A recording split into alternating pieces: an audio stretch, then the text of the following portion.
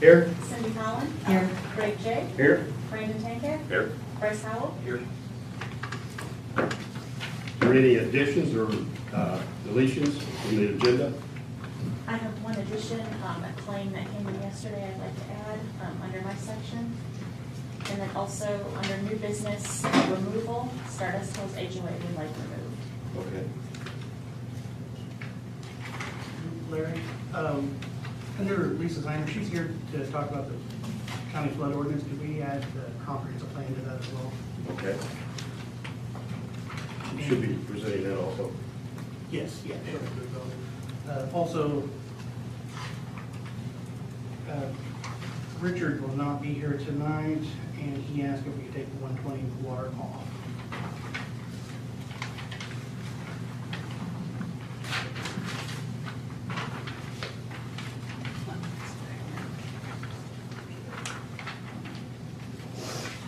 Page 2 for adoption. Okay, do you have a motion to approve the additions and deletions? I'll motion. Do you have a second? Second. All in favor? Aye. Approval of the minutes from November 8th, 2022, regular meeting. Motion. Do I have a second? Second. All in favor? Aye. November 8th, memorandum and of executive session. I'll motion. Do I have a second? Second. All in favor? Aye. Claims and transfers. From the general, $129,021.26. Motion. Do I have a second? Second. All in favor? Aye.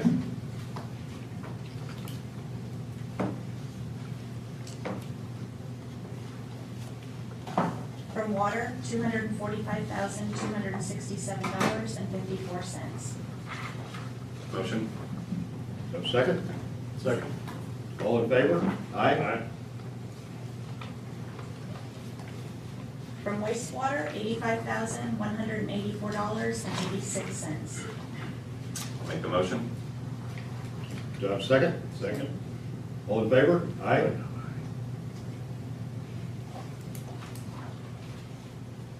From payroll, $49,723.07.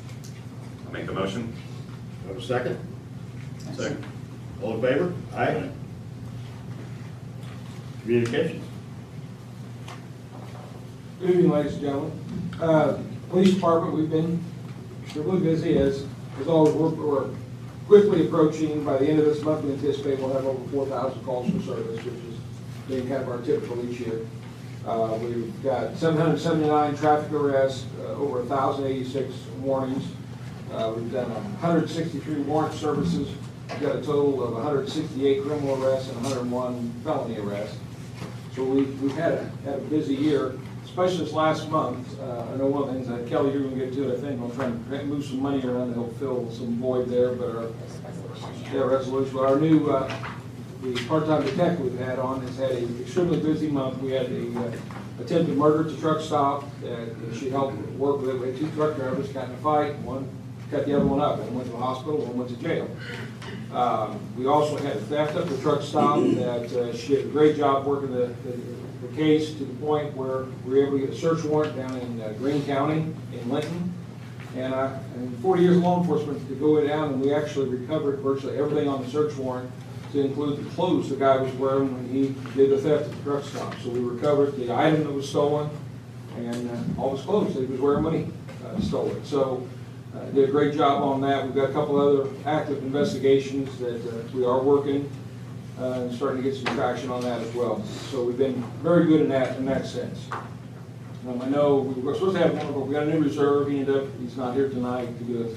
I swore one in last week. Yeah, last week. We've got another guy that has been in the Marion County Reserve System. He's been a police officer for a number of years. Who's coming down here to work. He's going to cover some of the night shifts and help us out on a couple of weekend shifts.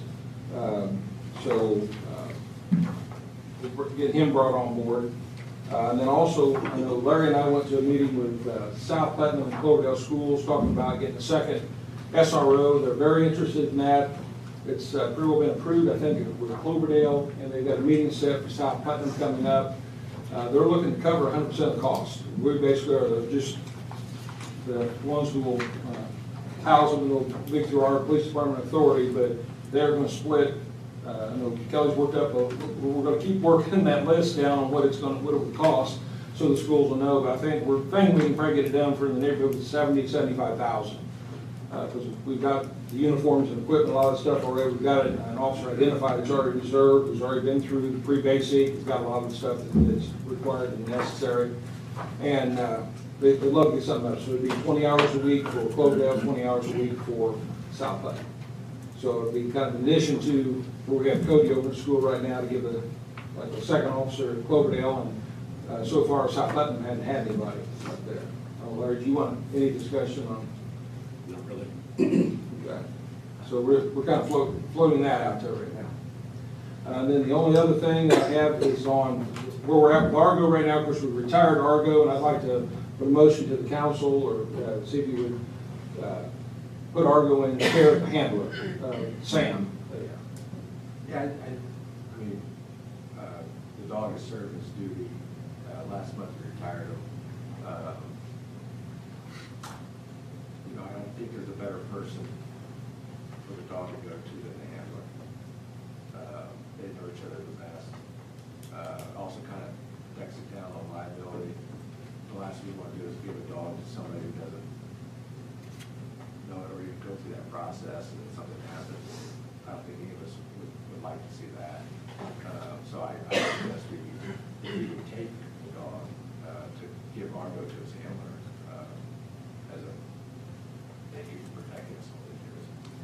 What, I thought at one point we were looking into maybe finding a way to sell him, or, The problem is, it comes with liability, it depends on who it goes to, and if you get somebody, because he can be an aggressive dog. yeah, I know. Oh, without, there's a reason we had to retire him. Yeah. So the value of a retired dog, I'm not too sure it's worth if there is a value, it's worth the risk of selling the dog that we know has some aggressive issues. Well, I was just asking, because at one point we talked about selling Yeah. for protection or something, which if we sold him and did a bill of sale, then that relieves our liability, doesn't it? You could make an argument, but you can always get sued for anything. You thought, Sam? You would accept the dog? Yes. Yeah. That's what you were supposed to That's say. what it is. Yeah. Any other discussion? Do I have a motion? A motion, we go ahead and grant custody to Sam. Do I have a second? Second. All in favor? Aye. Aye. I agree too. Steve, the new officer who was sworn in, what was his name? Mark Stevens. Stevens. I'm scheduled to swear 2 more in tomorrow.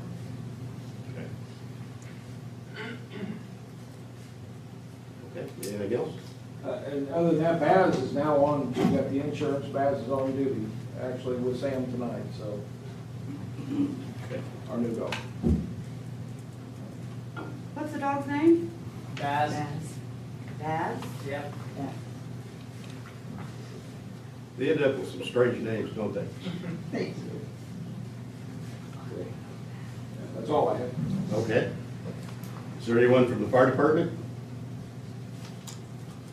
Okay, town manager? Mill Creek Meadows, obviously, is still under construction. I just left that on there. There's really nothing to update this month, but it's still progressing, and we'll just leave it on there until we can finally accept all the construction.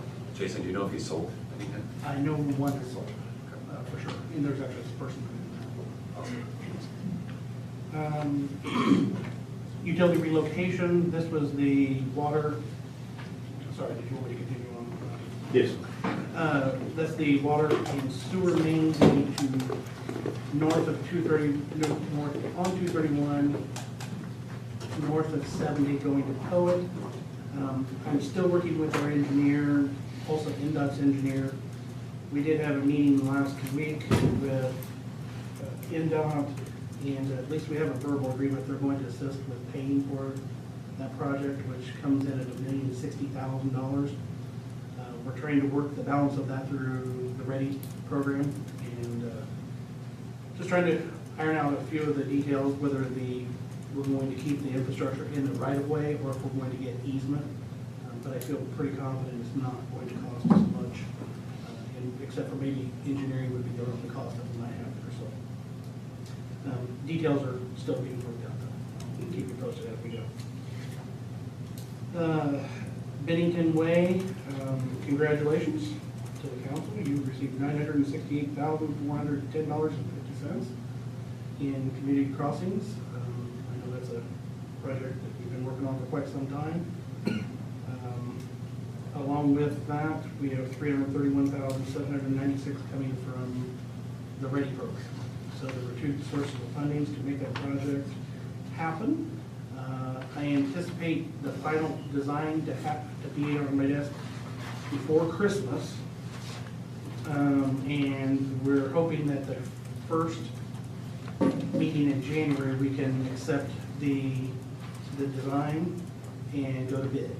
So this is a spring, maybe late spring construction project that we're going to have Bennington Way, which used to be commonly known as the McDonald's Road, from Doe Creek all the way up to where the old Holiday Inn Hotel is. We are still, there's a couple things that we're going to change before the final plan. I talked to them today. There is going to be a entrance into the Lee property, which is the very first property on the east side as you're going north. It's a vacant lot. Initially, the plans did not call for a driveway into that, and we agreed when he quit claiming that portion of the road to us that we would include that. There's also maybe a little design at the top, at the very north end of that drive, kind of working with potential developments. I had conversations with Eric Heyman today about a potential development, so that might be configured a little bit different as well. So there's a couple things on there we're still working on, but we hope to have by the first meeting of January a final plan and take this thing to bid, as early as February. So that's going to happen pretty quickly. I will also say, along with that Bennington Way project, we had along the way in our engineering, and I guess I didn't even realize we were engineering it at the same time, but Beagle Club Road, we have the engineering in it, or it will be completed, so we could go actually submit for community crossings for Beagle Club from 231 or Main Street to the town limits. Now, that's something we're gonna need to decide probably in our January meeting if we want to pursue that project or wait around before we do that. I haven't really done much with it other than I know the engineering is pretty close to being complete on that as well. So, all the engineering is paid for in this project, or real close to being paid for.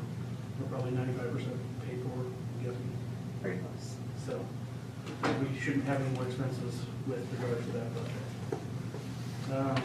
Or any major expenses. There might be some utility movements that we have to do or something like that. But most everything's going to be paid for. Along with that, we had county ARPA, and I think I explained this at our last meeting.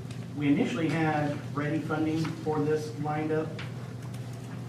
NDOT would not recognize that READY funding as our local match, the 25% local match that we have to have.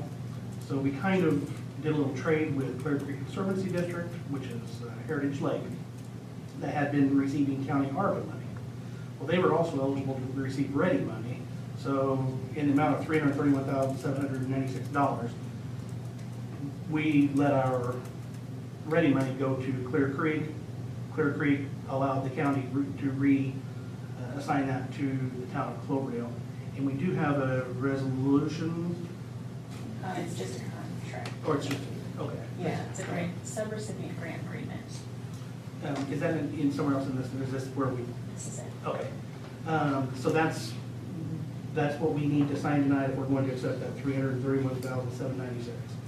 This is similar to the ARP money that we received a year ago. That's what the county received, and they allocated different projects from the county. So this is coming to us. This should cover our local, or most of our local match for that project. So if we're going to accept it, we just need to sign this contract. You've seen that contract, and Do we need a motion for that? Yes. Do I have a motion to accept this ARPA money? Make the motion. I'll second. All in favor? Aye. the second part of Bennington Way and this project is, it is a community crossings grant, CCDMG matching grant, what they call it, and they have asked for, they actually will require us to sign a resolution, signatory authorization, and I believe Larry is gonna be named as a signatory. It can be whoever council wants. I have Larry on it originally. That's what Attorney Shagley said is typical. I have a backup that has Jason's signatory in case you guys change your minds. It basically would give, the council would be giving either you or, as the case may be, Jason the ability to sign all the documents that are gonna flow through, because they're, through the community crossing, there is a bus location. So if Larry, if you'd like to come in and do all the signing, then we have a resolution for that. If you would prefer Jason to do that. Jason's here. I'm okay with you doing it, Larry. What's council feel? Well, you're gonna have to make special trips in to make sure these get signed on a timely manner versus Jason's here during the week. It'd be more probably efficient to have Jason sign once they arrive. Rather than wait for. If we did that, I would send them all to you, Larry, to see what we're probably doing, Yeah. Mr. Shagley, before anything's sent back. There could be standing documents. I'd say as long as he looks at them, it doesn't matter really who signed them. Yeah, there's a bunch of paperwork for this process. Do I have a second? To have Jason sign it. Nice Who clarification. motion? There you go, yeah. Did you second? Okay, all in favor? Aye. Sorry, Jason. Got you covered, Larry. Well, there's nothing worse than driving in to sign something, and you get home and Didn't sign didn't it. sign something, and have to go back. The next thing under me is the street sign grant. I know that was kind of a late notice. I emailed that to all of you, your thoughts on whether to make application for that. We did end up sending that in, not last Friday, but the Friday before was the deadline. So we did submit a grant to do a inventory. It's a $35,000 grant application. We pay $3,500 to do it. And what they'll do is assign inventory of all of our regulatory signs. This does not include street signs, as in Bennington Way, or Main Street, or Grant Street, or Lafayette Street, or whatever. Stop signs. It'll be stop Speed signs. signs. They will not do any kind of federal funding for street signs, but they will do any other type of sign we see. What they'll do is, I'm very confident we're not in compliance with reflectivity, having the breakaway signs and signposts, and they look really, really bad. So we can replace those with the grant. So it's $3,500 to do and we pay the 10% match of the $35,000 to the inventory. Once we get the inventory, then we can go back in and apply for the grant to pay for the signs. And at that point, we can talk about the street signs too, but I don't think it's even worth discussing that yet until we get the inventory, see what kind of costs we're talking about. We might want to talk about the street signs too, because honestly, they're not very good either. But that would be on us, so we're not ready for that yet. Did you change them all out? It was probably 6 years ago when that money came through to do that. No, and actually, if you drive around, you'll see, and Steve, I'm sure can attest to this, the signage is, we've got some missing, some that are off the post, some that don't exist at all. For some reason, the feds changed their rules to, you have to have upper and lowercase. And it didn't used to be that way. At one point, it was all uppercase, and most of our signs are still uppercase. Now, it's kind of a mix and match of what we have, but most are are uppercase, so it would change to complies with, what is it, the uniform, the Indiana Uniform Traffic Code is what we're supposed to follow. But, you know, that was a quick turnaround, that was a grand opportunity that came about quickly, and I did reach out to council and got your thoughts, and then Larry can sign for that. So just wanted to update you on that. The next is IDEM agreed order. We have had communication with IDEM in regards to this. This is on the wastewater side, both collection and the plant. It stems from some overflows that had happened back in, I think, 2018 and 2019. There are just some things that have pushed our hand on this where we have to address this. I'm acceptable with the IDEM agreed order. Eric Smith with IDEM has reviewed it as well. We met. HWC. Or, IDEM, I'm sorry. Eric Smith with HWC and Mr. Shagley. We met last Friday morning. And we met with IDEM to discuss this and Yeah. kind of preliminary agreed that we would agree to a agreed order. I think what they sent was, especially after meeting with everybody last week, it'll be good for the town because it'll fix some of the problems we have. And also the timing's good because a lot of the things that are in that agreed order are also part of our bigger sewer project that we're working on. So the timing of it's not horrible. And I thought they were also pretty kind. There is a monetary penalty. I've seen some movies out there, and this is not bad. I believe it's $2,900. I think you can take that and run. Consider if you go back and look at the violation notices we received at the time they've given us to fix things that we haven't. It is timely, we should have fixed. I mean, this is more than time by our friends at IDEM. So I would agree with Jason, with our consultants at HWC, that we should sign this and start the process of making repairs. And monitoring the process. What's the reasoning we haven't done the repairs? Or- I think it's, there's, and Richard obviously be the better one to Brad to answer this, but it's, there's 1,000 moving parts, and you can't address 1,000 moving parts.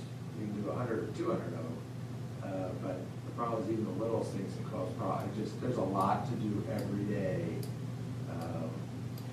because it's not just the plant, it's also the collection system, and nothing gets newer. And I can answer that question a little bit too. I started working here in February of last year, coming up on my second year.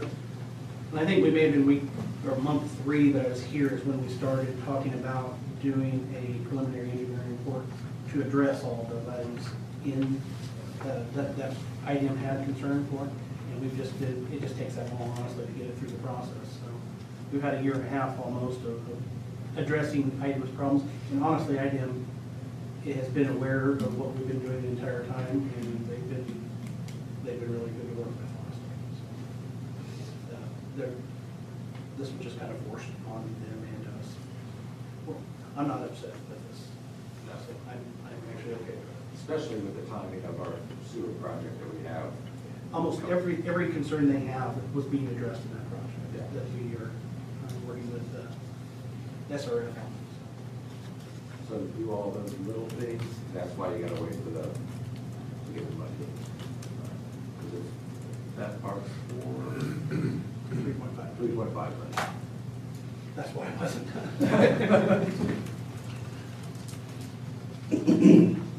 Do I have a motion to sign the agreed order? I'll make a motion, we sign it, move forward. Do I have a second? All in favor? Aye.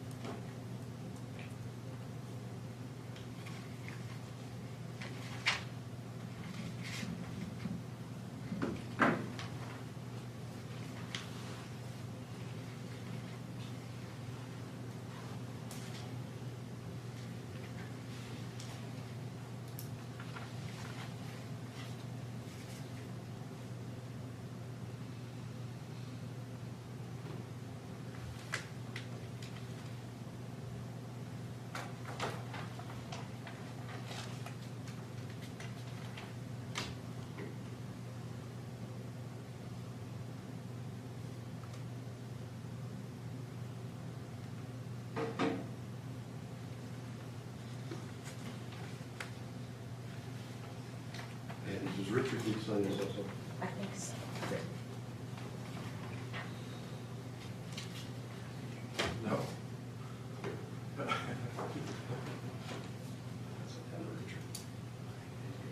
Good guy. Okay. Is that all you have? Really? I can continue on. That's all right.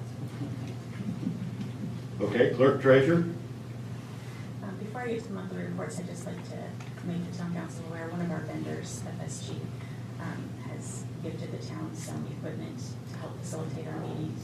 A thank you will be sent as a thank you card on behalf of the town to them. It was a sound bar, microphone. Yeah. Monthly reports you have in your packet, appropriation report, you'll see there's some troubled areas, and we'll address that later on in the agenda with the transfer resolution, just moving some money from one section to another, still within funds. Revenue report is there as well, and you have water and sewer budget. That's all I have as far as the reports. And then the addition that was added is the one claim from Wheeling Brothers, invoice number 2154, in the amount of $20,888. And I believe this was sludge removal that was just done. From wastewater. We used it last week. We compared the previous invoices, and this was less than the last invoice, but it's relatively close. I assume it's done based on weight or volume or something. Yeah, it's the amount, it's usually done twice a year. The last time was 23,000, the time before that was 16,000. Okay, do I have a motion to approve this invoice? All motion we pay. Do I have a second? All in favor? Aye. That's all I have, thank you. Okay, planning commission. They do have a vacancy. Roy Lotz had to resign. So we are looking for an appointment. And, if you know anyone, great. Or if you would like to join them, that would be even better. Board of Zoning Appeals. Also, Roy Lotz was on that. He had to resign. I believe that was a health issue with him. And also Judy Minor has resigned. So we do have two positions there.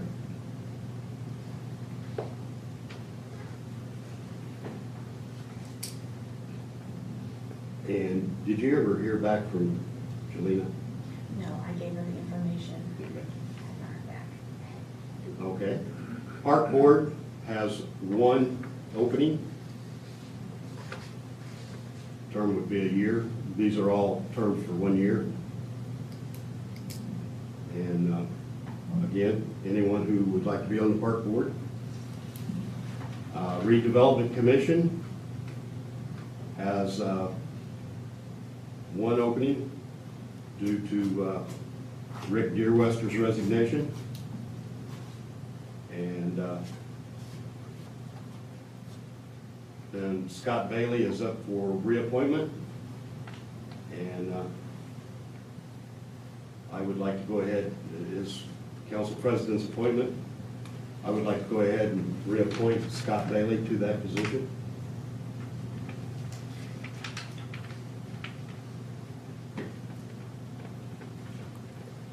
And Redevelopment Authority Board is a 1-year term. Scott Bailey is on that also. I would like to go ahead and can I renominate him? I believe they can reappoint. These are all president, right? Yes. Okay. I would like to go ahead and have Scott Bailey on that authority board. David Fish, would also like to add him to that. And then we have a vacancy for council president appointment. And again, if anyone would like to be on that, we would be happy to talk with you. And that gets us down to ordinances and resolutions.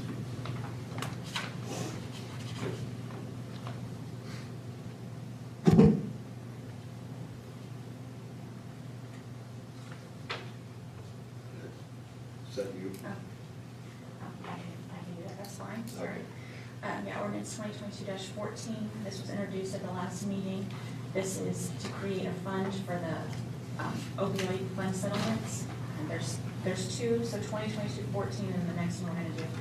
The funds are distributed in two sections. One is unrestricted, that council is free to use however they would please after it's appropriated. And the other is restricted, and there's a list attached to that ordinance saying how these funds can be used. Larry, I'd like to at least throw out there from the police department perspective with the opioid thing, I'd like to see if we could be unrestricted, if we could get that for the police department to use for drug enforcement.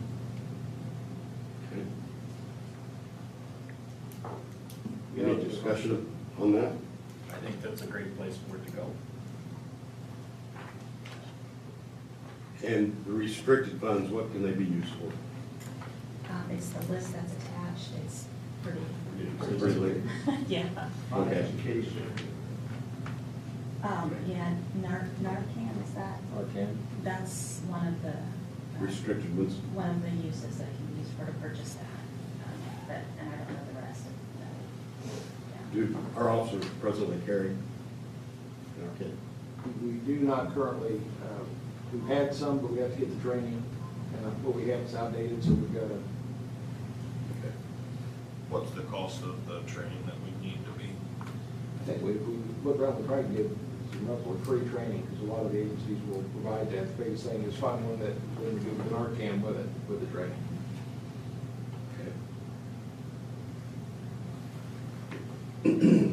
Do I have a motion to approve 2022-14 and 2022-15? Motion. Do I have a second? I'll second. All in favor? Aye. Now, do we need to make a motion to give the unrestricted funds to the Department for Drug Enforcement? Those will have to be appropriated. Yeah. And we got our first settlement, all this is it's gonna trickle in over like 16 years. We just got our first settlement last week. It looks like the unrestricted is $800 and the restricted, we got about $1,800.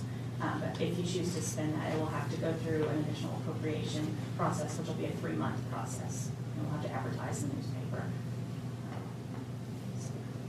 Okay. Can I get a motion to go ahead and pursue that? I'll motion. Do I have a second? All in favor? Aye.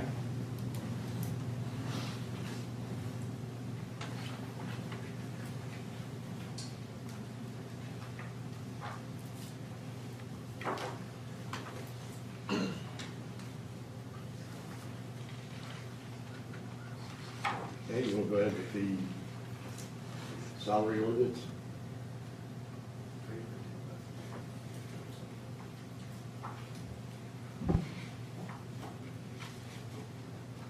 Or you want me to go ahead and introduce this too? Or you wanting me to do this too, or? Okay.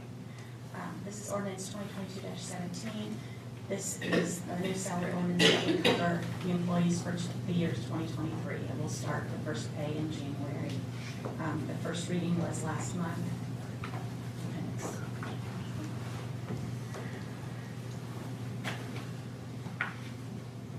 Okay, do I have a motion to approve the salary ordinance?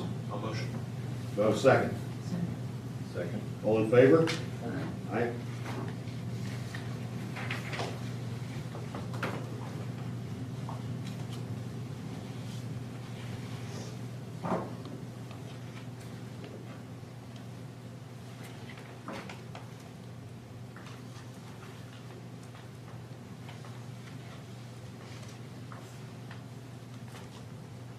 We're going to do the resolution.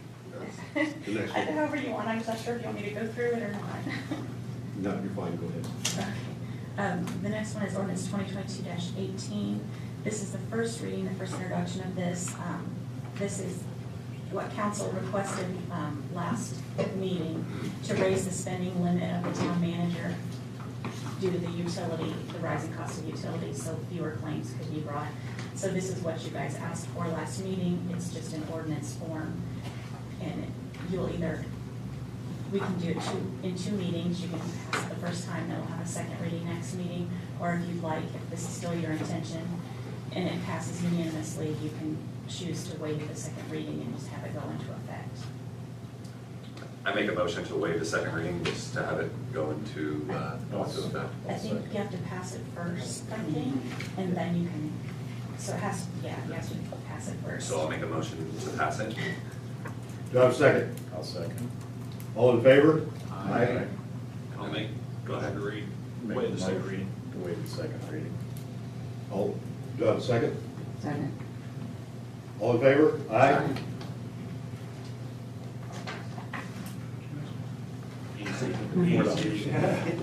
You're wearing Kentucky colors right now, you can't be trusted. One country, baby, come on. The next one is resolution 2022-12, and this was also requested by council at the last meeting, and this gives additional PTO to a couple of our officers in lieu of a raise or in lieu of a substantial raise this year.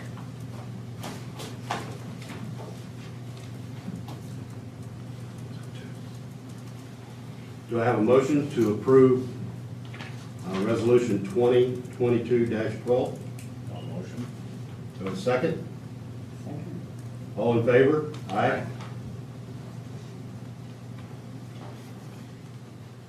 And the last one that I have is resolution 2022-13, and this is a transfer resolution.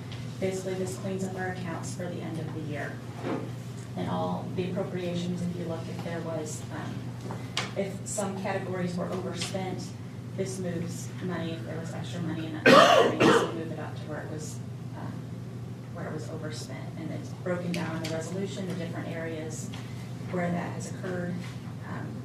One's in the general fund, one's in public safety, in the edit fund, CCD, and then a couple in NVH, just moves, it's two transfers from different groups. So I can go into detail if you'd like. I'll make a motion to approve. Do I have a second? Second. All in favor? Aye.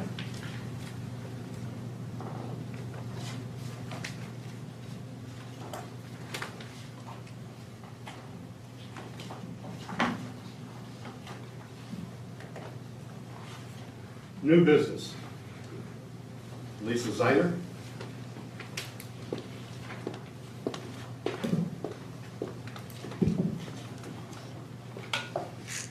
Okay, I'm Mrs. Steiner with the Putnam County Planning Department. The county commissioners passed a special flood hazard ordinance. They actually redid the one that they currently had. They did that in November.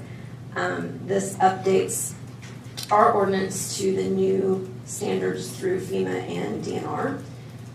You guys currently have a flood hazard ordinance that says the building commissioner is your floodplain administrator.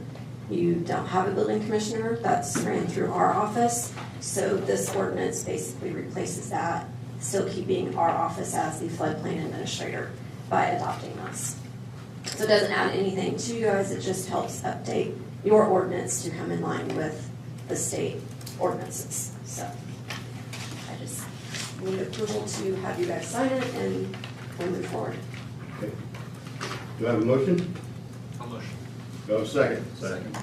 All in favor? Aye.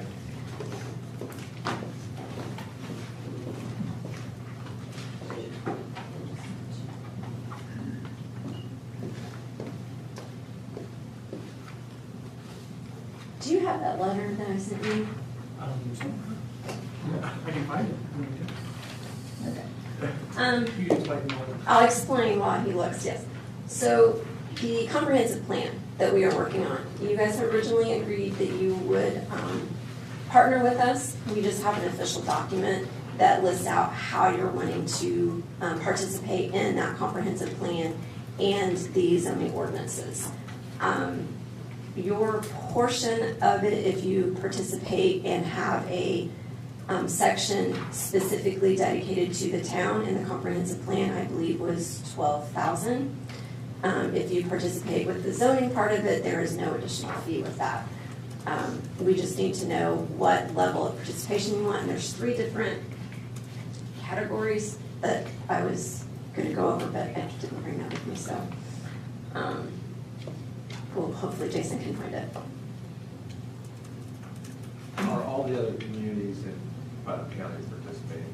I sent the same letter to all of the other communities in Putnam County. They are going before their town councils at their December meetings as well. So I have not heard back from them, but the non-written one is that they will participate in some fashion. So, your options are that you anticipate adopting the new comprehensive plan without a specific chapter or subchapter component for the town. To do that option is no cost to the town at all. Your other option is you anticipate adopting the new comprehensive plan. You authorize the creation of the sub-area chapter for the comprehensive plan developed specifically to the town at the cost of $12,000. The town council authorizes the county to direct HWC Engineering to prepare this sub-area plan and agrees to pay the county $12,000 to cover the cost of the services under the county's existing agreement with HWC. The sub-area plan will include 1 public workshop in the town to gather information, preparation of the sub-area plan chapter with the overall comprehensive plan, 1 presentation of the draft sub-area plan and overall comprehensive plan to the town, and then 1 adoption presentation to the town. Your other option is that you do not intend to adopt the new comprehensive plan, and you understand that this means the county will not provide zoning administration services to the town in the future after the new comprehensive plan is adopted. There is no cost to the town for that part of the adoption. So those are your 3 options on the comprehensive plan. The Unified Development Ordinance,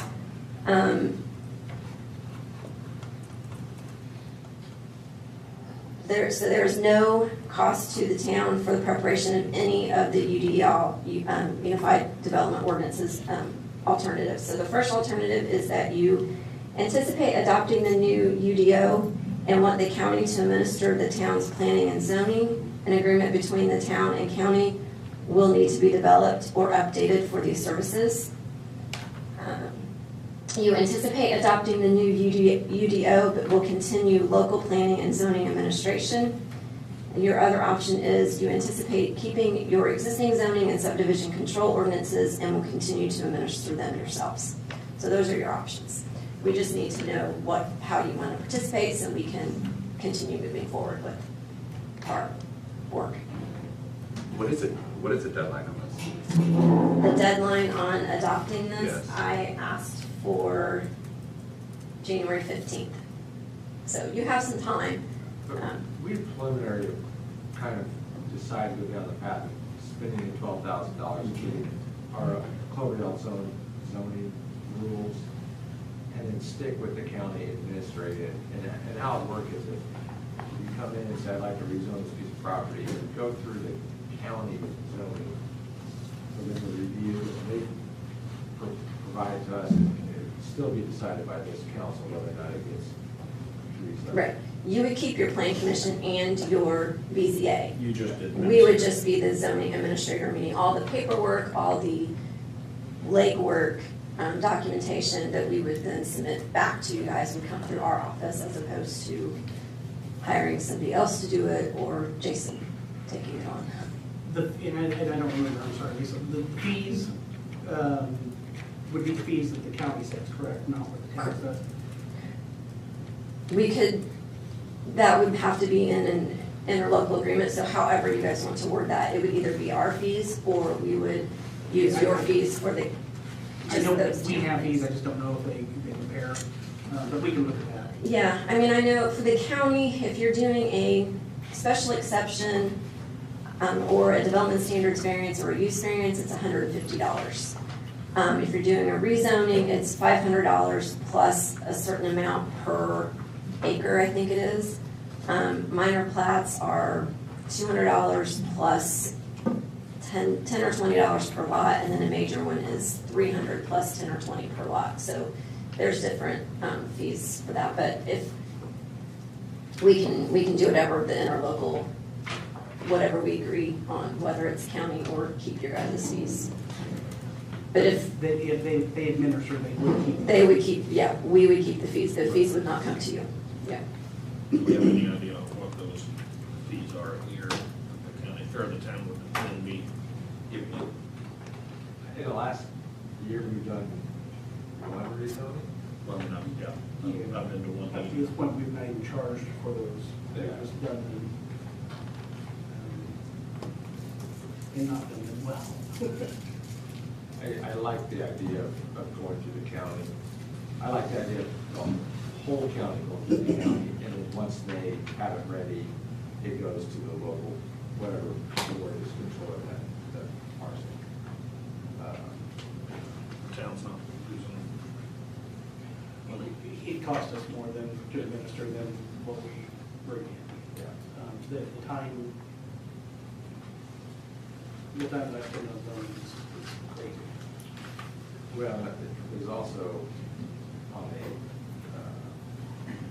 purely selfish, I like, because I do a lot of rezonings in Vigo County, in not only the county, the city, but in county, and it's nice to have the uniformity of it going through the county. All the paperwork's controlled. You just know what you're getting, because it's the same people looking at it. They've got good processes, and they know it. They're not just looking at it once or twice a year, they look at it every day. We did, just for the new members too, we did have a consultant look at our zoning ordinance, probably like a year and a half ago. He just, as a matter of fact, just happened to be the same guy that's gonna be doing it for the county. He had quoted us $50,000 to redo our zoning ordinance, because of the conflicts. And I can get you the two new members a copy of that. He picked our zoning ordinance apart. Every time I deal with zoning, I find any conflicts that. Yeah, there's some discrepancies in our current, that'd be nice if they have it. But when we go to these discrepancies and issues, but when we got the number $50,000, it kind of, a little frightening. And then when this opportunity came out to spend 12, the idea was that's a pretty good deal. So that's why I think the path of going down to $12,000 to deal with it, have to spend 50 was really good for us. We'll be updating the comprehensive plan through this as well, correct? Yeah, that's the comprehensive plan comes first, and then the other ordinances follow. And truly, updating the comprehensive plan is pretty important for us to do. Honestly, I don't even know if our zoning maps are correct. Sometimes when I look at it, because it's difficult to determine. We've got, if you open that door right in there, you're gonna see 200 maps. And 50 of them are zoning maps.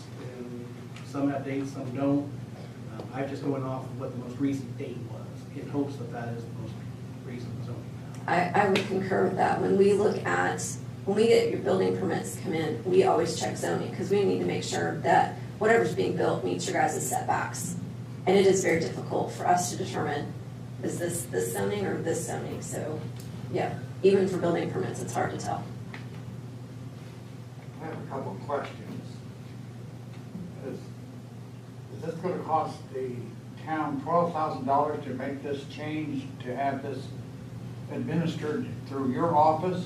Is that what I understand in the proposal? The $12,000 is for the update of the comprehensive plan. That's for the update, That's- okay. For Cloverdale. For Clover Hill to have a sub-area plan inside the county's comprehensive plan, that's what it would cost. The cost to the town for me to administer it, there is no cost. Well, and what would be the time frame would this takeover system or transfer, when would that happen? At the next month meeting in January or the 15th of January? Neither. Either. This would not happen until the comprehensive plan and the UDO are adopted. So that would be sometime in 2023. It would not happen immediately. Okay, so the plan commission and the administration thereof would continue in the town of Cloverdale until that comprehensive plan was redone. Is that Yes. correct? Yes, that's correct. However, the Plan Commission and BZA will still stay intact. I'm just doing the paperwork. The town still decides everything. I just do paperwork. I see. Okay. Okay, you mentioned something else that is a bit troubling to me, and that is the setbacks that you mentioned earlier in the required areas for different types of things. And what I've noticed of late is a great number of what I consider infractions of the setbacks with carports. Well, carports grow. It's a carport today, but then all of a sudden it has walls on the sides, and then a back, then an overhead door, then power, then a heater, air conditioner, a bed. You know, it really becomes an extension of a man cave, not within the setback areas. Some of those are done without permits, just saying. Who enforces that? When we get a complaint, because we are for building codes, we enforce the building codes. The county does, because we are That's go- this- that's building codes. Zoning related stuff, that's Jason at this point.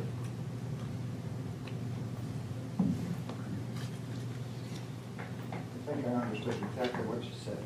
You think it is? So right now, the county is only looking at building related stuff. So building codes. What we do when we get a building permit application in, we look at the plot plan and we make sure that plot plan meets what is being built meets the zoning district and also the setbacks within that zoning district.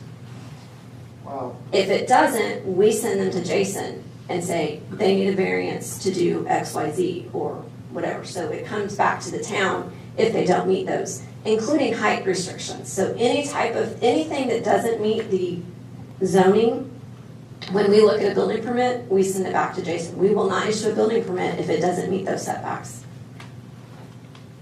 some of the setbacks are different in the town of Cloverdale, as an example. The side setback lines are 5 feet. And Stardust Hills recorded plats, the side property line is 6 feet. So in Stardust Hills, the exception of that is Stardust Hills Homeowners Association has to sign off on it before we will issue a permit. So if the homeowners association doesn't sign off on it, we will not issue a permit. So they're the ones checking those setbacks because they're the ones that are govern that subdivision. Just, yeah. I'll make a motion we approve to spend the 12,000 and move forward. Do I have a second? I'll second. All in favor? Aye. David? Can I ask the council if they're willing to direct redevelopment to consider paying for the 12,000 out of their funds?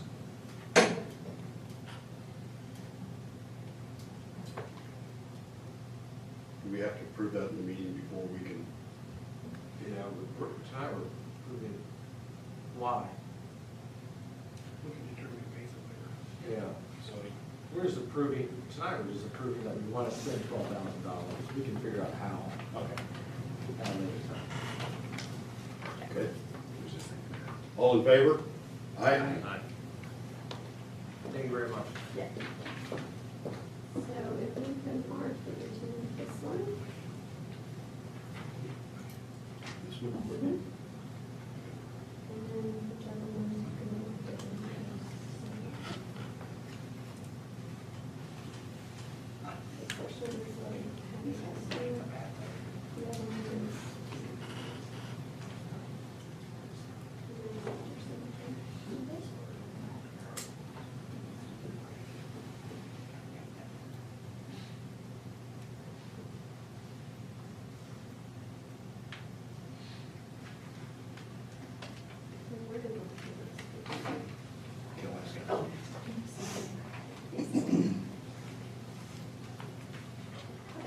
you. Thank you.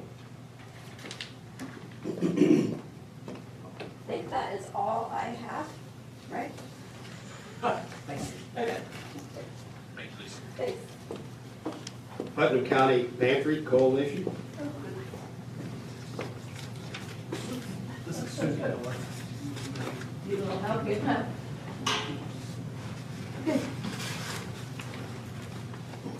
I'm Susie Miller, and I'm reaching out to the town of Cloverdale on behalf of Putnam County Pantry Coalition and Gleaners Food Bank. Gleaners, as everybody knows, Gleaners comes once a month, and we need, I think everybody will agree, we need more in Putnam County than that. I got a letter from Gleaners that I want to pass around for everybody to read what Sloan Lewis, Shockley Lewis, mentions that they will help back us up and help us get through it.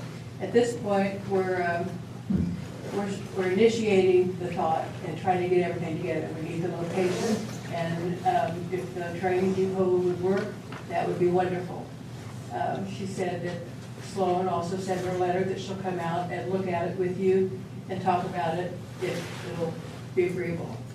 We'll also have a lot of support through the coalition and from Gleaners organizing everything, and there'll be grants to go after and different food sources, plus the community food drives and volunteers, and there's a lot to it, but we have to start somewhere. And this is where I'm starting. This is where we're starting. If for some reason the train depot doesn't work, maybe you'll have another idea. We've got a lot of places to look, but we don't have a food pantry in Cloverdale. We should. There's several in Greencastle, all the way, well, all of Putnam County, but we don't. We don't have, I can understand that. I understand it's going to be a lot of work. That might be why. But she does have in this one letter that 2 years ago, 4,560 people were estimated to be food insecure. So that's like 13% here in Cloverdale. That's 2 years ago. I know we can do better. We just have to make the motions. We have to go after it. We have to get it done, get other people involved, and I'm willing to leave no stone unturned to get some involvement. I'm sure there will be just needs to get going. So, what do you think? How does this work? So, we do once a month now, I'm down at the arena, I manage. Right, you mean that, right. CMRC. Would that be replacing that? No. Or would this? No, there are other pantries that have, that they would come, you might start out slow, however much food we get. They might have twice a month, and some of them that are going well, they might have every week. But no, it does not replace what Gleaners brings once a month. My only concern is, and this has been my concern since we started it down there, how does it get monitored? Because right now, I'll be very blunt, 95% of the people that come through the line at our arena drive nicer cars than I do. All right, exactly, I know that. And I've looked at some of the other, we monitor the best we can. We can't eliminate it totally. But a lot of them have, you get a card, you have to be identified as being in Putnam County. Maybe you can only come twice a month or something like that. You could be limited to how many times. I think some people do go from pantry to pantry, and but you just can't really help that. And I think that we want to do the best we can to help people that need it, and not be responsible to people that take advantage of it. It happens. I wouldn't want to not do it because of that, but it can be monitored as far as they have a card by the address. And I think when you sign, I don't know exactly, everybody does it different. I think when you sign up, you say how many is in your household, and so at least verbally they say who they are, where they live. So everybody from outside the county can't come. But I have a lot of help from that. with the other pantries and with Gleaners, who have been involved forever. Well, not forever, but for a long time. And this site would be manned? Yeah, well, not all the time. No, it would be, the site would have, we will have to have refrigeration and a freezer, and Gleaners will provide that.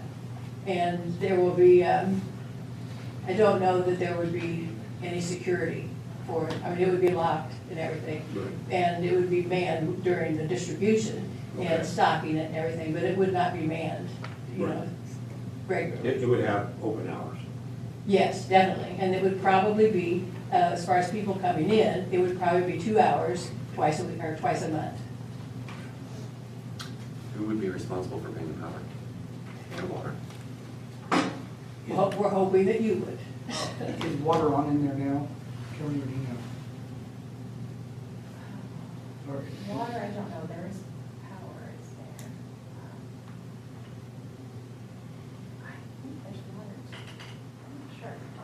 I really think a lot of the pantries do not have water in some of their places. I mean, yeah, they have them in the churches. I mean, I know some of them have started in a closet. And I know that when Gleaners comes up there at CBRC, because I have helped with my 4-H group and stuff, you know, we just ask them how many's in their family, you know, we just, yeah, I mean, I agree with you. Some of them, like, When I see Mercedes and I know. BMWs pulled I in there, know. like, I mean, it gets me mad. I know, and I, you know, but there's, you know, sometimes, you know, parents don't, you gotta think that we're taking care of the kids. I mean, that's, a lot of it is, I mean, some of them has, and then some of them you get in there and their vehicles, it's like, oh my gosh, they live in this vehicle, or they eat in this vehicle. So, I mean, it. I'm not saying it's all of them. Oh, I know, Yeah, yeah. you know, I live with a husband that doesn't even agree with this, but I just, you know. Kelly, we currently pay for the power up there? Suitcases are included. Zero.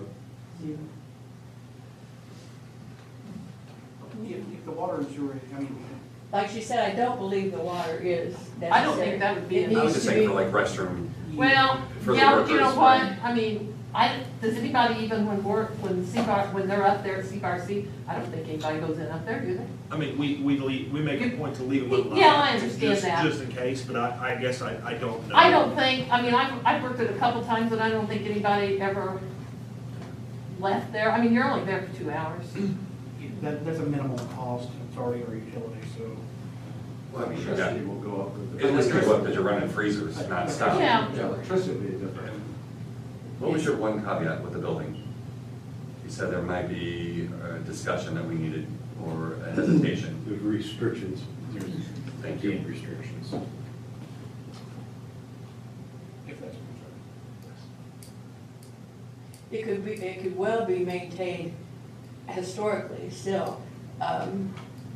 We wouldn't change the look of it or put any, I think that, well, we'd go along with whatever you said.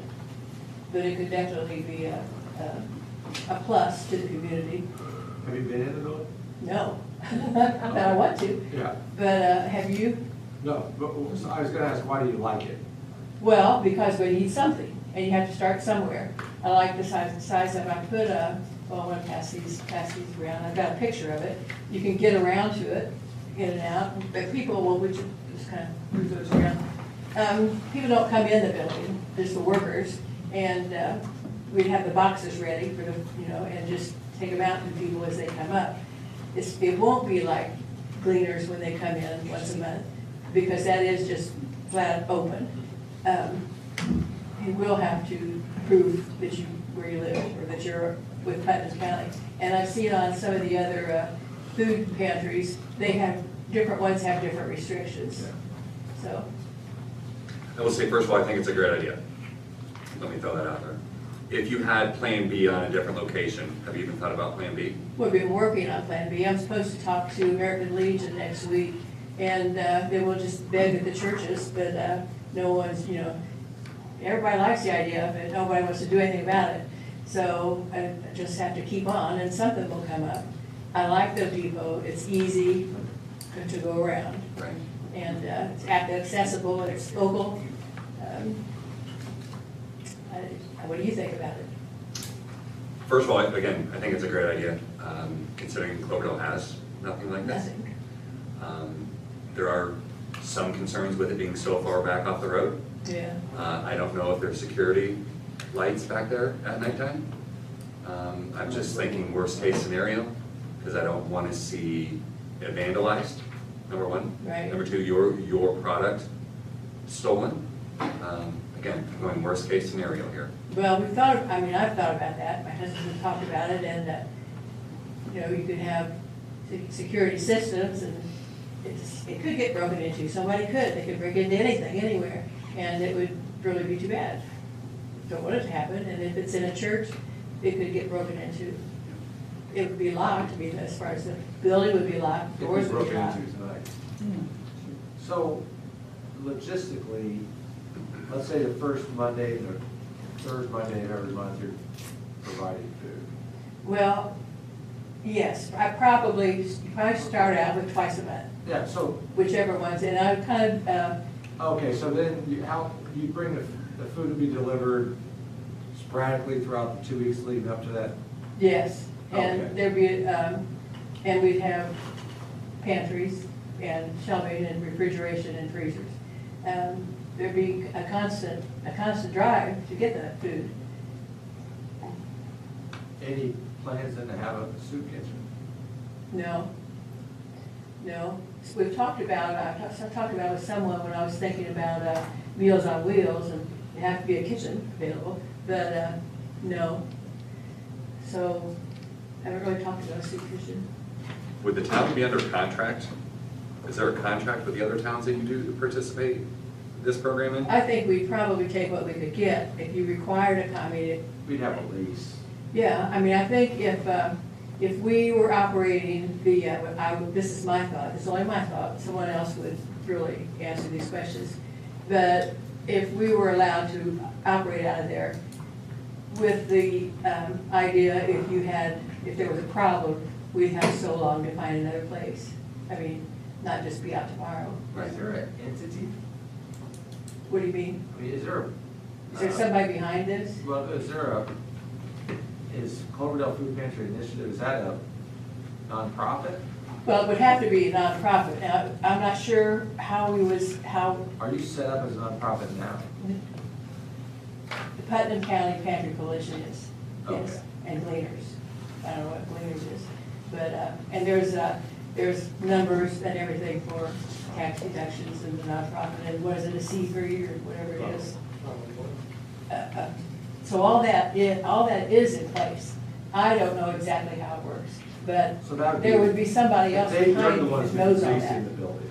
Pardon me? They'd be the ones leasing the building, the entity. We Yes. want some corporate entity that has insurance in case their freezer catches fire or something. Well, find out. Now, she's gonna talk to, Sloan's gonna talk to you about getting together the first of the year and seeing this place, and you could give me the questions, or you could talk to her about it, she's got the answers. Whatever works for everybody else, I'll find out what they do. If you require insurance on what? You would insure the building and we would insure the contents, is that what you mean? Well, what I'm concerned about is you are wanting to come into our building and bring in a couple hundred people a couple times a month. No, they stay outside. They're still And the coming on our workers, property though. well, they're on your property. They're on And the- you got workers running in and out, somebody slips and falls. We Yeah. don't want to be responsible for that. We want- Right, true. We want your entity's insurance to be covering them. We'll find out what that We is. have that insurance already, don't we? We do, we have insurance, sure, but we don't want to turn it into our insurance. That doesn't need to be our problem to have. Yeah. Somebody falls. And my guess is this entity has all that, we just need to talk to them. I don't know, yes. Yeah, they have all that, we just need, that's part of the. You need legal somebody that procedure. knows what they're talking Yeah. about, which would be Sloan. Those And, are all things that, the question is, do you want to go down this path, and I think I don't think it would hurt to have that meeting there, and make sure they like the facility. I think we're on agreement, it's a good deal, we just gotta make sure it's right for the town. Yeah. Make sure everything's covered and everybody's happy with it. I would just like to remind council that that property is located on private roads. And by establishing and allowing this utilization of this property for this use is inviting people to drive on those private roads. I don't know what extension of liability that has or doesn't have. I'm not a lawyer. So, but it is inviting people to travel on private property. Where is this? Those roads are all on Faircase. Eric's basically put all those millings in line from Stardust Road back to where his new concrete plant is. It's behind Chicago's. Yeah, so it's back behind. But they're, It's his road. I mean, he did it himself. It's on his property. but I assume we have an easement to get back to our building? No. So we just, So do we need to contact Area I'd Payments? say, Okay, at some point, we would need to get permission. okay. Yeah. It's not just him, but our bulk water station is in situation. So we've got this, and honestly, those roads should be town roads. And that's a longer term plan to get that developed. You're starting with dollars first, then we'll hit the rest. Well, if the Because he's correct. depot doesn't work, is there any place else in town that you guys can give us an idea to go after? I think the association board would be willing to hear that and maybe consider the clubhouse. Maybe, we would definitely, could be considered as an option. Where are you talking about? Stardust Hills Clubhouse. Oh, Okay. I didn't even think of that. I've never been back there. It's worth a discussion. It's very accessible. Yeah, it is. I mean, I've been in, but I never even thought of that place. So, should I give this Gleaners Sue Sloan your information to talk to you about it? Or where would be the next step? It sounds like we're moving away from the train station. I'm not saying. We have concerns with it. We have concerns, for sure. There's some I mean, there's obviously, we have some logistic issues, but that's great to have two options. Yeah. So we should talk to the gentleman that owns the property for the road. Where's Sloan located? She's in Indianapolis. So why don't we just do when she comes over, do Okay. 2 site visits and Oh, okay. She is the one that's head of Gleaners. She is? Yes, Sloan is the one that comes down with Gleaners. If they don't have somebody else in charge that day, Sloan is the one that usually comes down to see Garcia. And she has come to the other ones. And like, they have what they call a pantry coalition in Putnam County that meets at the extension office. And Sloan comes down there to that. And the different pantries in the county comes to this meeting and they work out ideas of different ways of how everybody can work together and just like helping her to get Susie to get started with this one in the county.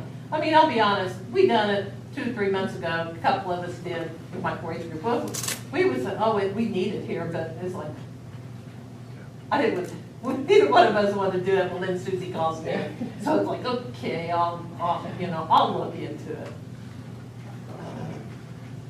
It would be, it's a lot of work, but not if you're pulling in a lot of people. I mean, it doesn't have to be a lot of work for one person. It's, first off, we need the place.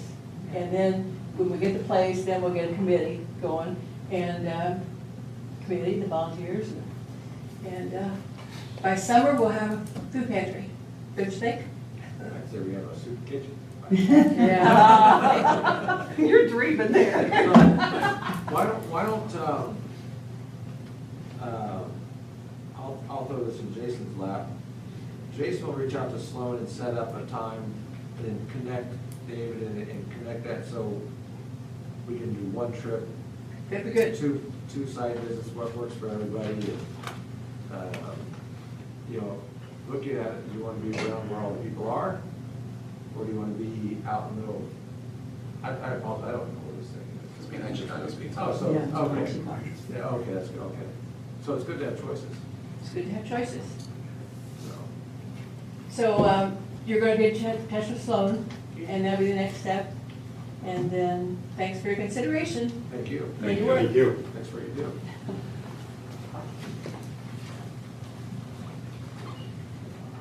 Okay, 2023 meeting schedule, is it just for information? It's just the schedule, it follows the same schedule that all the boards typically follow. It's just the new list of dates for 2023. If you would like to approve it, then I'll get it out to the newspaper and post it on the doors for the public. We'll get on the website as well. Okay, do I have a motion to approve the meeting agenda schedule for 2023? Do I have a second? Second. All in favor? Aye. And we do have 2 farm bids this month.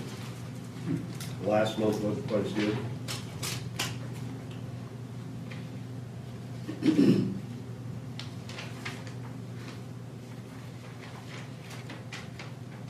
Okay, first bid is from White Oak Farms Partnership, Robert N. Mann,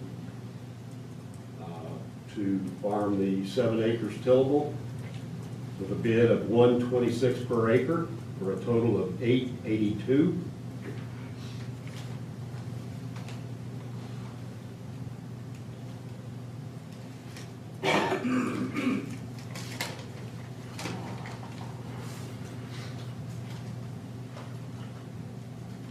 And the second bid is Chad Cummings Farms. Chad's bid is $700 for the 7 acres. And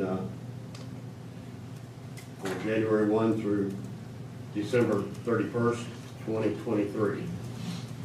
So we have a bid of $882 and a bid of $700.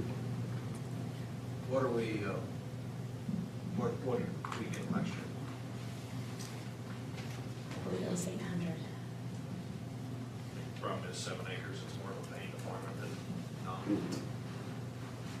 I say we go with the highest bid. I'll make the motion to go with the 882. Okay, do I have a second? I'll second. All in favor? Aye.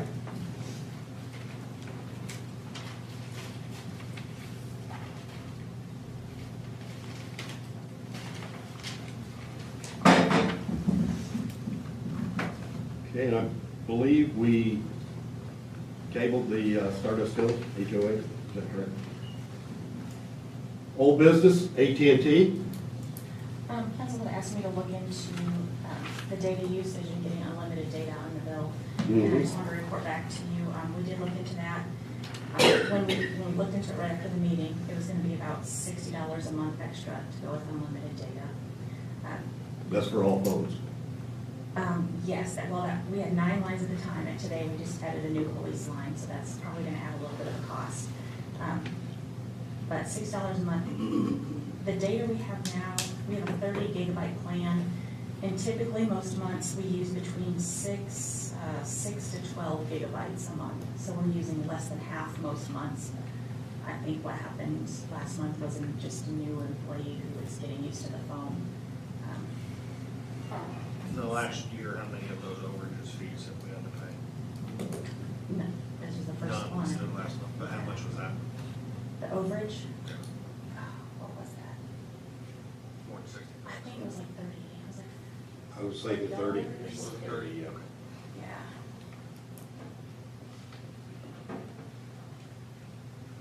Have that. Have we received the next bill? Yeah, yes, we've been monitoring it, and we've received bills since then. It hasn't been, since he's been made aware that problem has gone away. Well, they're using less than half of what's here recently. Leave it as is. Yep. I'll motion to do that as is. Do I have a second? Second. All in favor? Aye. Anything new on guardrails? Yeah. Anything else from the council? Anything from the audience? Call this meeting adjourned. Thank you. I thought we